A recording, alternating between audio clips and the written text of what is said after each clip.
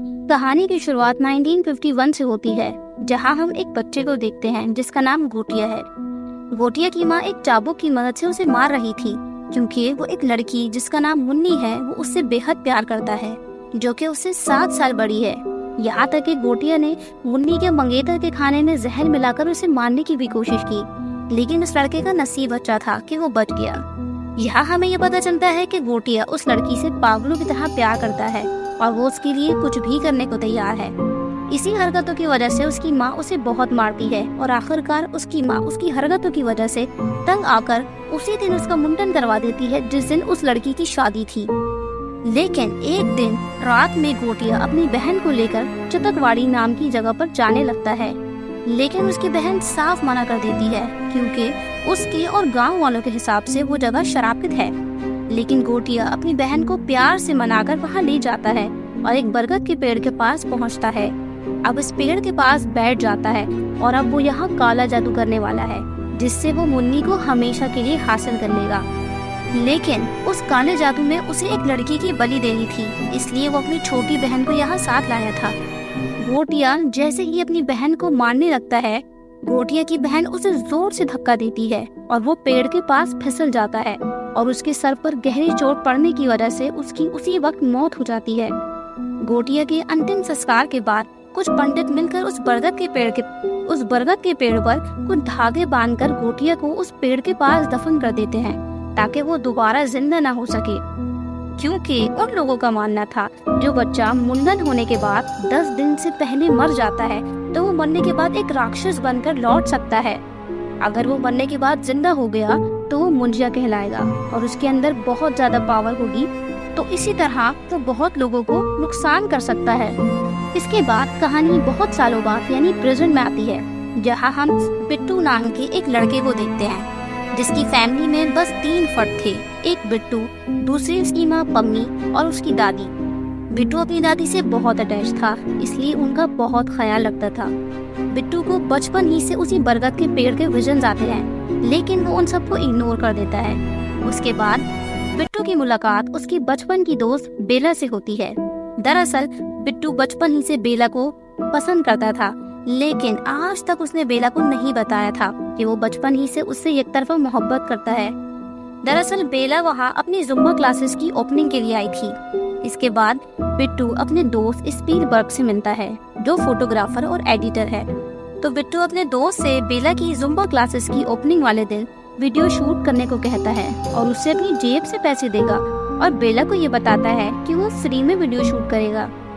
अब बिट्टू की कजन बहन रुक्कू का फोन आता है कि जहाँ पता चलता है कि रुक्कू के घर वालों ने उसकी शादी फिक्स कर दी है और कुछ दिन बाद उसकी सगाई है, तो वो बिट्टू को अपनी सगाई में बुलाती है। दरअसल बिट्टू की कजन उसी जगह रहती है जहाँ गोटिया रहता था, यानी चतकवाड़ी।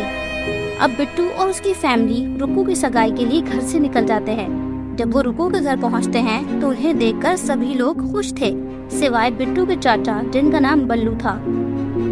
बिट्टू का चाचा बिट्टू और उसकी माँ से नफरत करता है क्योंकि वो अपने भाई की मौत का जिम्मेदार बिट्टू और उसकी माँ को ठहराता है। बिट्टू की माँ और उसके चाचा बल्लू का आपस में झगड़ा हो जाता है, तो बिट्टू का चाचा गुस्से में आके सारा सच बिट्टू को बता देता है कि कुछ साल पहले बिट्टू का डैड चतकवाड़ी जमीन को बेचना चाहता था ताकि उससे पैसे मिल सके, लेकिन उस जगह एक बरगद का पेड़ था जो शराबित था, क्योंकि वहाँ कई साल पहले एक लड़के की मौत हुई थी और अब लोगों को ये मानना था कि अब वो मुंजिया स्प्रिट बन चुका है, इसीलिए उस जगह को कोई खरीदना नहीं चाहता था। बिट्टू के डैड ने लोगों के अंदर से इस खौफ को हटाने के लिए उस पेड़ को काटना चाहा। इससे पहले ही उसकी मौत हो गई और वो समंदर में गिरकर मर गया। बिट्टू को अपने चाचा की बातों पर यकीन नहीं आता, तो वो अपने चाचा से बहस करने लग जाता है और गुस्से में आकर उस पेड़ के पास चला जाता है। अब वो उस बरगद के पेड़ के सामने खड़ा था, तो वहाँ उसे गोटिया दिखता है जो मुंजिया बन चुका था। जब बिट्टू के घर वालों को पता चलता है कि बिट्टू अभी तक घर नहीं आया और लोगों से उन्हें पता चला कि बिट्टू चतकवाड़ी चला गया है, ये सुनकर बिट्टू की दादी चाबुक लेकर उसी बरगद के पेड़ के पास पहुँच जाती है। ये वही चाबुक था जिससे गोटिया की माँ उसे मारा करती थी और गोटिया उस चाबुक से बहुत डरता था। बिट्टू की दादी जब बिट्टू को देखती है जो पेड़ में बुरी तरह जकड़ा हुआ था और मुंजिया ने उसे कैद कर लिया था, तो बिट्टू की दादी उस चाबुक से जोर जोर से उस पेड़ पर मारती है। इसी तरह मुंजिया बिट्टू को छोड़ देता है। यहाँ हमें ये पता चलता है कि बिट्टू की दादी दरअसल गोटिया की छोटी बहन है। हाँ, ये वही बहन है गोटिया जिसकी बलि देना चाहता था और वो खुद मर जाता है। बिट्टू की दादी बिट्टू को छुड़ा कर ले जाने लगती है कि मुंजिया बिट्टू की कमर पर एक जोरदार हाथ मारता है कि बिट्टू के बैक पर हाथ का निशान बन जाता है। इसके बाद बिट्टू की दादी बिट्टू को सारी कहानी सुनाती है और गोटिया के बारे में ये भी बताती है कि वो इस पेड़ के अलावा कहीं भी नहीं जा सकता। इसके बाद बिट्टू मुंशिया को देखता है कि वो अचानक वहाँ आ गया है और वो बहुत बुरी तरह बिट्टू की दादी पर हमला करता है और दादी वहीं मर जाती है। ये सब देखकर बिट्टू बेहोश हो जाता है। बिट्टू की आंख हॉस्पिटल में खुलती है। दरअसल मुंशिया ने बिट्टू के बैक पर हाथ इसलिए मारा था ताकि वो बिट्टू के पीछे आ सके। अब वो आसानी से बिट्टू के पीछे कहीं भी आ सकता है और मुंशिया को सिर्फ वही लोग देख सकते हैं जो उसके ब्लड रिलेटिव है। इसके अलावा मुंशिया को कोई नहीं देख सकता। बिट्टू को जब मालूम होता है कि उसकी दादी का इंतकाल हो गया है, ये सुनकर उसे बहुत दुख होता है। बिट्टू का चाचा दादी की मौत का जिम्मेदार बिट्टू को ठहराता है और उसे बहुत बुरा भला कहता है। ये सुनकर बिट्टू की माँ उसे वापस अपने साथ घर ले जाने के लिए निकलती है, लेकिन रास्ते में बिट्टू के बैक पर दर्द होता है और मुंजिया के हाथ का निशान आने लगता है। इसका मतलब मुंजिया अभी भी बिट्टू के आसपास है। अचानक बिट्टू की नजर मुंजिया पर पड़ और अब गोटिया जो मुंजिया बन चुका है, अब वो मुन्नी से शादी करना चाहता था। बिट्टू मुंजिया को देखकर डर जाता है। इसके बाद वो लोग अपने घर आ जाते हैं और जैसे ही बिट्टू अपने कमरे में सोने के लिए जाता है, वहाँ उसे मुंजिया दिखाई देता है और वो उसे मुन्नी को ढूंढने के लिए कहता है। पहले तो बिट्टू साफ मना कर देता है, लेकिन मुंजिया उसे बहुत बुरी तरह डराने लग जाता है और आखिर में बिट्टू को मुंजिया की बात माननी पड़ती है। अब बिट्टू रोज रात को मुन्नी को ढूंढने के लिए निकलता है और मुंजिया को उसकी कमर पर बैठा दिखाई देता है। मुंजिया सिर्फ रात में दिखाई देता है और दिन होते ही वो गायब हो जाता है। इसलिए वो रात भर बिट्टू को टॉर्चर करता है। अब बिट्टू अपनी सारी बात अपने दोस्त स्पीडबर्ग को बताता है। पहले तो वो इसकी बात पर यकीन नहीं करता, लेकिन जब एक दो दफा मुंजिया स्पीडबर्ग को डराता है तो उसे भी यकीन आ जाता है। अब स्पीडबर्ग मुंजिया को सुन सकता है लेकिन देख नहीं सकता। अब वो दोनों मुन्नी की तलाश में लग जाते हैं। फिर वो अपनी कजन रुक्कू को फोन करके पूछते हैं, जो वहीं चतकवाड़ी में रहती थी। इसलिए उसे मुन्नी के बारे में मालूम होता है और वो मुन्नी की पिक्चर दिखाती है। बिट्टू और स्पीडबर्ग वो तस्वीर देखकर हैरान रह जाते हैं क्योंकि मुन्नी की शक्ल बिट्टू की दोस्त बेला में मिलती है। तो यहाँ हमें ये पता चलता है कि मुन्नी बेला की दादी है जो अब बहुत बूढ़ी हो चुकी है।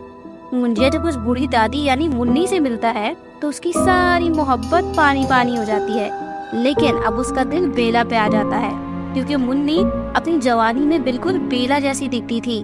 अब वो बिट्टू से कहता है कि मुझे अब बेला से शादी करनी है। ये सुनकर बिट्टू की हालत खराब हो जाती है क्योंकि बेला उसकी बचपन की मोहब्बत है। उसके बाद स्पीडबर्ग बिट्टू को एक जानकार के पास ले जाता है जो भूत भगाता है। उसका नाम एल्विस था। जब वो बिट्टू के बैग पर हाथ का निशान लिखता है तो वो सब कुछ समझ जाता है। अब वो उन्हें मुंजिया के बारे में बताता है। दरअसल मुंजिया वो लोग होते हैं जो मुंडन होने के बाद 10 दिन से पहले मर जाते हैं। इसके बाद वो राक्षस बन जाते हैं, मतलब मुंजिया बन जाते हैं। अब वो अपनी वो ख्वाहिश पूरी करते हैं जो अधूरी रह गई थी और ज्यादातर की ख्वाहिश शादी होता है। बिट्टू एल्विस से मुंजिया से पीछा छुड़ाने का पूछता है तो एल्विस बताता है कि तुम उसे आसानी से मार सकते हो, लेकिन मुंजिया को अपनी क्रश से शादी करने के लिए एक फिजिकल रूप में आना होगा। तो वो एक बकरी के अंदर आ जाएगा, जिसके बाद वो अपनी दुल्हन से शादी करेगा और वो अपनी दुल्हन को मार कर उसकी आत्मा को अपने साथ ले जाएगा। इसी तरह वो दोनों हमेशा साथ रहेंगे।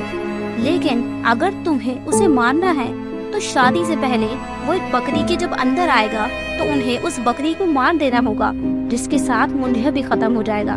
और इसको पूरा करने के लिए उन्हें बकरी पर एक सिंबल बनाना होगा। बस ध्यान रहे वो सिंबल किसी और के न बने, वरना मुंजिया उसके अंदर चला जाएगा। इसके बाद रुक्कू बिट्टू के घर आती है और उससे भी मुंजिया दिखाई देता है क्योंकि रुक्कू भी इनके ब्लड लाइन की थी। अब बिट्टू रुक्कू को सारी कहानी सच बताता है। अब वो तीनों यानी रुक्कू, बिट्टू और स्पीडबर्ग बेला के पास जाते हैं और उसे नारियल पानी का कहकर शराब पिला देते हैं। अब बेला अपने होशो आवाज में नहीं थी, अब वो चारों पूरी तैयारी के साथ चतकवाड़ी के लिए निकल जाते हैं और बरगद के पेड़ के सामने पहुंच जाते हैं। अब एक बकरी लाई जाती है जिसके ऊपर वही सिंबल बनाते हैं। इसके बाद मुंजिया की आत्मा उस बकरी के अंदर आ जाती है। बेला, जो कि उस वक्त अपने होशो हवास में नहीं थी, तो वो उस बकरी से शादी करने के लिए तैयार हो जाती है। जब बेला बकरी से खेल रही थी तो वो सिंबल बेला के ऊपर भी बन जाता है। अब मुंजिया की आत्मा बेला के अंदर ट्रांसफर हो जाती है और बेला की आत्मा उस बकरी के अंदर चली जाती है। इसी दौरान मुंजिया को पता चल जाता है कि ये लोग उसके साथ धोखा कर रहे हैं और इन लोगों से उसे धोखा देकर मारने की कोशिश की थी। यानी अब जो बेला के अंदर मुंजिया है उसे गुस्सा आ जाता है और अब वो तीनों को मारने लग जाता है। अब वो तीनों उस बकरी को उठाकर वहाँ से भागने लगते हैं क्योंकि बकरी के अंदर तो बेला की आत्मा है। लेकिन रास्ते में बकरी को बल्लू चाचा ले जाते हैं क्योंकि वो बकरी उनकी थी। जब वो लोग घर जाते हैं तो वहाँ बेला आ जाती है जो असल में मुंजिया था। अब वो वहाँ सबको मारने लग जाता है। इतने में वहाँ एल्विस आ जाता है तो वो बेला को, जो कि मुंजिया है, उसे गोल दायरे में कैद कर देता है। अब वो लोग जब बकरी को ढूंढने के लिए बल्लू के पास जाते हैं तो पता चलता है वो बकरी को भगाकर खा चुका है। तो अब यहाँ एल्विस बिट्टू के चाचा के ऊपर उसी के खून से वो सिंबल बनाता है ताकि मुंजिया की आत्मा बेला के अंदर से निकलकर बल्लू के अंदर चले जाए।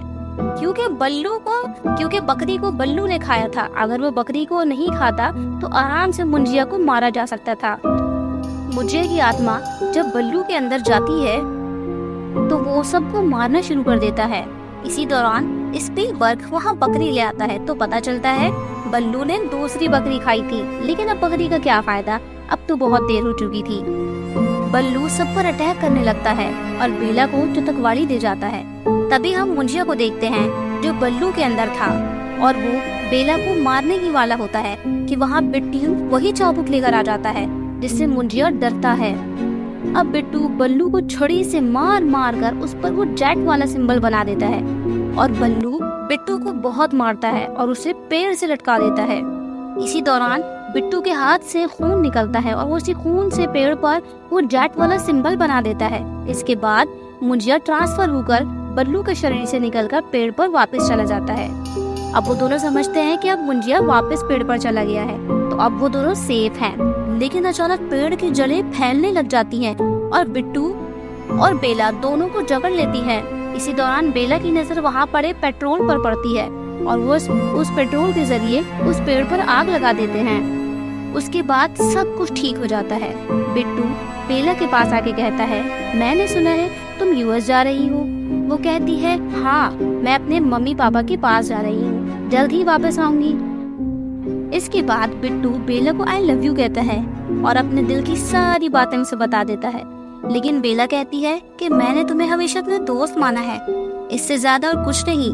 इसके बाद बिट्टू कहता है कि ठीक है, हम हमेशा दोस्त रहेंगे क्योंकि मैं मुंजिया नहीं हूँ जो तुमसे जबरदस्ती शादी करूँगा। उसके बाद बिट्टू की लाइफ काफी अच्छी हो जाती है और बेला यूएस चली जाती है और दोनों ही अपनी अपनी लाइफ में बहुत खुश थे। इसके बाद हम देखते हैं बिट्टू को ड्रॉने थॉट्स और विजन्स दोबारा दिखाई देने लगते हैं और मुंजिया को ख्याल आता है। इसके बाद हम देखते हैं कि उस जले हुए पेड़ को लोग काट रहे होते हैं और इसके बाद मुंजिया